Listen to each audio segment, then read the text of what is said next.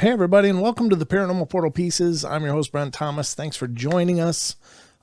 Today's show is going to be an exciting look at another segment from our full interview with Mr. Ron Morehead, which was also the subject of Tuesday's video. But this time, rather than focus on the Sierra sounds, which is one of the things that Ron is most well known for, which are Bigfoot recordings of their vocalizations and speech, this part of the show, or this segment of the show, we're focusing on Ron's other work. He's also an author, and he's written a book called The Quantum Bigfoot, where he addresses the potential dimensional and quantum aspects of some of the behaviors that Bigfoot is reported to display. How do you wrap your head around the fact that many people claim they've seen Bigfoot disappear right in front of them, just disappear? There are many trackways that just end. And they're just done. Many people saying that they move at unbelievable speeds. They do so many things that seem superhuman. Could it be because they have within their ability some way of tuning into their quantum nature and changing the aspects of themselves within the environment that we live in? And so this is an incredibly interesting discussion, and I was thrilled to have this with Ron.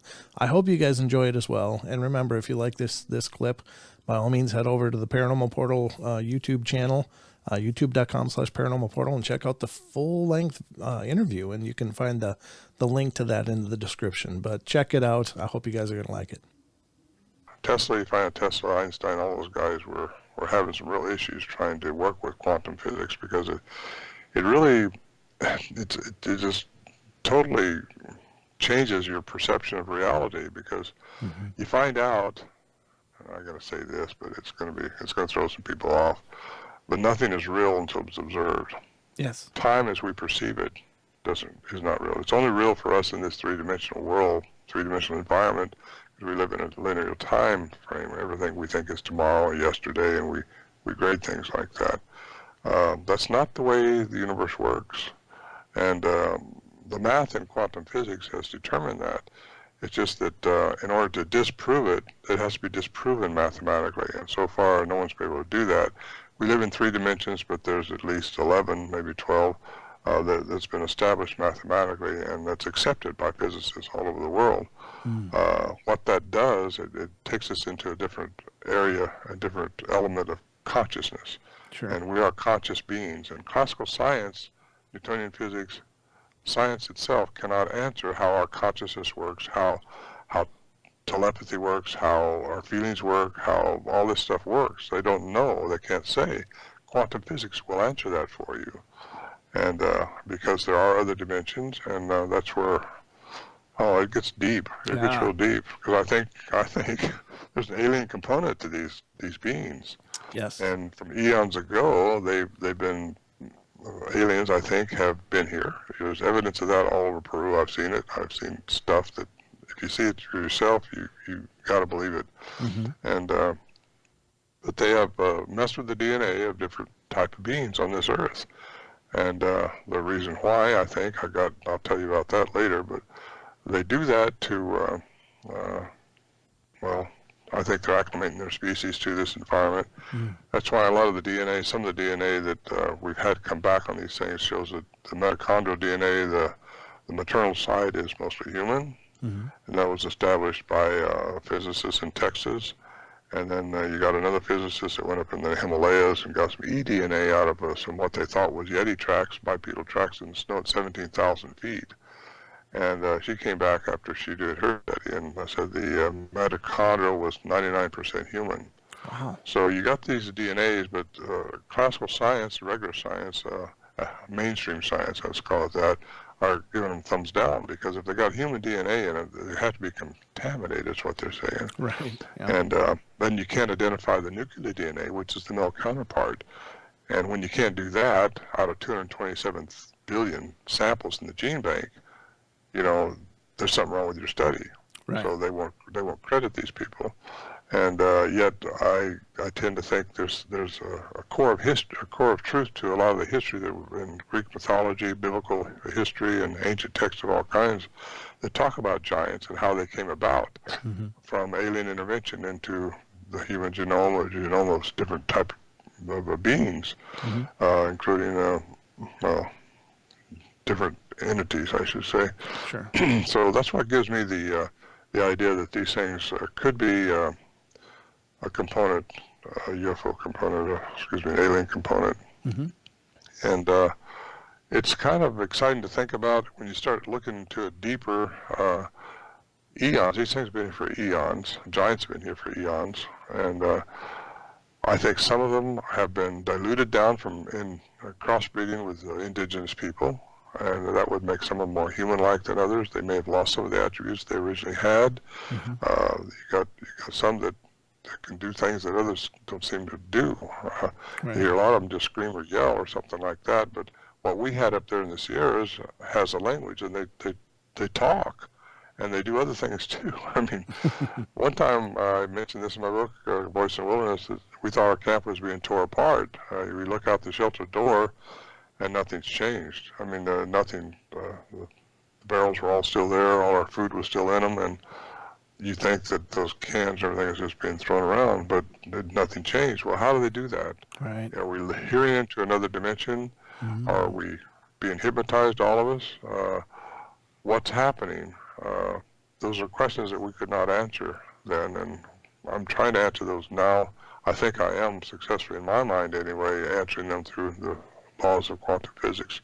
It's how the universe works. It's how everything works throughout the universe. It's through the laws of quantum physics.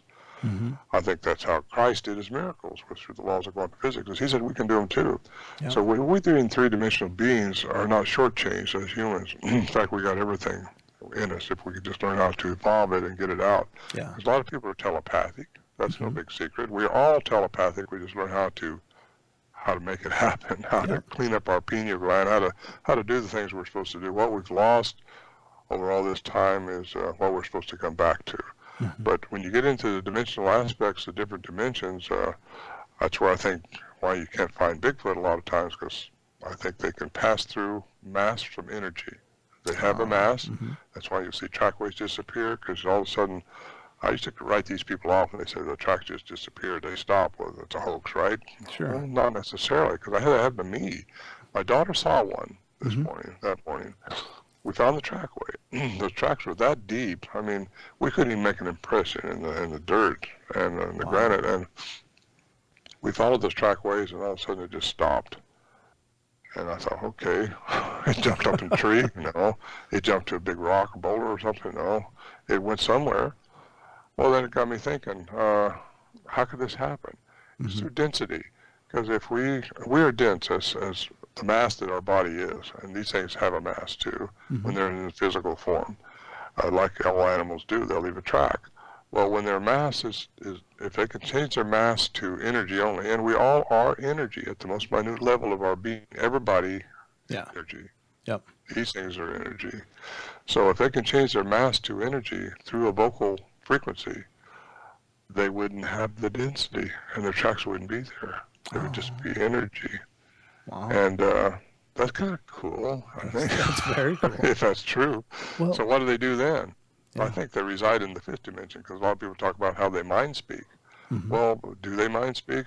I'm too analytical. I haven't been receiving that, but a lot of people say they do, and a lot of people say they do in this field. And I think if you mind speak, you're not seeing anything. You just think you're hearing something inside your head somehow. It's like something telling you to do something when you was going to do something else. Yeah. And that's kind of like telepathy, except it's from another dimension.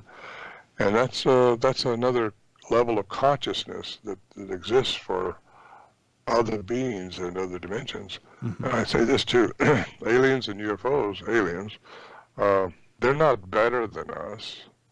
They aren't. They just have a different level of consciousness. They understand how things work in their dimension, and they will understand how things work in our dimension too. But they are, I think they're envious of. They want this Earth. They want everything this Earth has. This Earth has everything. It's got all kinds of plants and animals, and it's got everything. And you got to admit, this is the jewel of the solar system, right? Excuse me, jewel of the. Yeah, solar system. I almost said galaxy.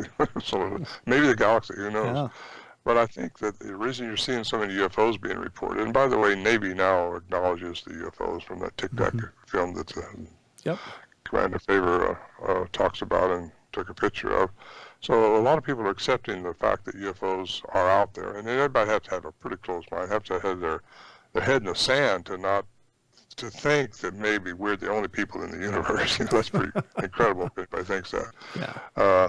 But if you're seeing these things and people are seeing them, I just got a call today from someone who said they've seen something that was in the sky, bright light, and all of a sudden thought it was an airplane to start with, but it wasn't moving. Then all of a sudden it moved one way, then another way, then all of a sudden it bursts out into other little lights. Wow. And it was way up high, so it wasn't some kind of messing around with a drone or something. So anyway, there's a lot going on now, and I think we're in a really special time in this earth and in our lives that things are going to start happening. And we just got to be aware. Quantum physics is something you may never really get your head wrapped around because no one can, because it's out of our 3D. Right. What we are. But you can try to understand it. You may not understand it, but you can try, and you got to just comprehend it. It's kind of like even the Bible says, faith. It's faith. You got to just, because you're never going to understand it all. We're not made to understand it.